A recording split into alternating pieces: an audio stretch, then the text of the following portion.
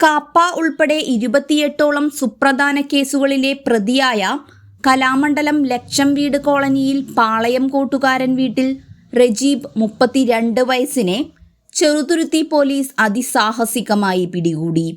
കൊലപാതക ശ്രമം, പിടിച്ചുപറി, മോഷണം തുടങ്ങി നിരവധി കേസുകളിലെ പ്രതിയെയാണ് കുന്നംകുളം ACP സന്തോഷിന്റെ നിർദ്ദേശത്തെ തുടർന്ന് Cheruthuruthy station officer V Vinu, SIമാരായ AR Nikhil, Satheesh Kumar, Jamaluddin, senior police ഓഫീസർമാരായ Vineeth Mon, Gireesh, Dijo Vazhappilly, CPO Mod, Prince, Basil, Shameem, Harikrishnan എന്നിവരടങ്ങുന്ന സംഘം വിവിധ സ്ക്വാഡുകളായി കഴിഞ്ഞ ദിവസം പഴയ കൊച്ചിൻ പാലത്തിന് സമീപത്ത് വെച്ച് പിടികൂടുകയായിരുന്നു.